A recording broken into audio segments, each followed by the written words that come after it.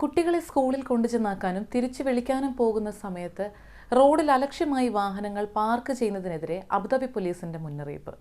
ഇങ്ങനെ പോകുന്ന സമയത്ത് അനുവദനീയമല്ലാത്ത ഇടങ്ങളിൽ ഒരുപാട് സമയം വാഹനം നിർത്തിയിടുന്നത് കൊണ്ടുണ്ടാകുന്ന അപകടങ്ങളെക്കുറിച്ചും ഇത് പൊതുസമൂഹത്തിലുണ്ടാക്കുന്ന മറ്റ് പ്രശ്നങ്ങളെക്കുറിച്ചുമൊക്കെ സൂചിപ്പിച്ചുകൊണ്ടുള്ളൊരു വീഡിയോ സഹിതമാണ് അബുദാബി പോലീസ് ഇക്കാര്യം സൂചിപ്പിച്ചിരിക്കുന്നത്.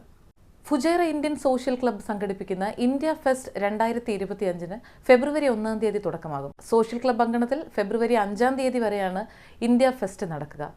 ദിബ്ബ, കൽബ, കോർഫക്കാൻ തുടങ്ങിയ പ്രദേശങ്ങളിലെ സോഷ്യൽ ക്ലബ്ബുകളുടെ സാന്നിധ്യം കൂടി ഇത്തവണ ഉണ്ടാകും. നിരവധി ഫുഡ് സ്റ്റോളുകളും കലാപരിപാടികളും ഇതിനോടനുബന്ധിച്ച് നടക്കും. ഇന്ത്യയുടെയും UAEയുടെയും വിദേശകാര്യ മന്ത്രിമാർ തമ്മിൽ അബുദാബിയിൽ കൂടിക്കാഴ്ച നടത്തി. ഇന്ത്യൻ വിദേശകാര്യമന്ത്രി ഡോക്ടർ എസ് ജയശങ്കറും UAEയുടെ ഉപപ്രധാനമന്ത്രിയും വിദേശകാര്യമന്ത്രിയുമായ Sheikh Abdullah bin Zayed Al നഹ്യാനും തമ്മിലാണ് അബുദാബിയിൽ കൂടിക്കാഴ്ച നടത്തിയത്. അദ്ദേഹം ഇന്ത്യൻ വിദേശകാര്യമന്ത്രിക്ക് റിപ്പബ്ലിക് ദിനാശംസകൾ നേർന്നു. ഒപ്പം ഇരു രാജ്യങ്ങളുടെയും ബന്ധം ശക്തമാക്കാനുള്ള പ്രധാന വിഷയങ്ങളെക്കുറിച്ചുള്ള ചർച്ചകളും നടന്നു.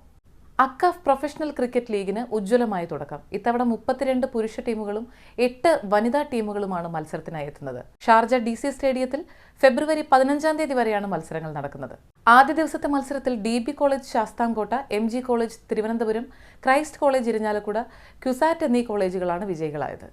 ദുബായ് വേൾഡ് ട്രേഡ് സെന്ററിൽ അറബ് ഹെൽത്തിന് തുടക്കമായി. ആദ്യ ദിവസം തന്നെ വലിയ ജനത്തിരക്കാണ് അറബ് ഹെൽത്തിൽ അനുഭവപ്പെട്ടത്. ഇത്തവണ ഇന്ത്യ ഉൾപ്പെടെ 40-ലധികം രാജ്യങ്ങളുടെ പവലീനുകളാണ് അറബ് ഹെൽത്തിൽ കൊണ്ടുവന്നിട്ടുള്ളത്. 60,000-ലധികം സന്ദർശകരെ ഇത്തവണ പ്രതീക്ഷിക്കുന്നുമുണ്ട്. നാളെ ജനുവരി 30 തീയതി വരെയാണ് WTCയിൽ അറബ് ഹെൽത്ത് നടക്കുക. ദുബായ് വാർത്ത തികച്ചും ലോക്കൽ 2025 ജനുവരി 29 തീയതി ബുധനാഴ്ച.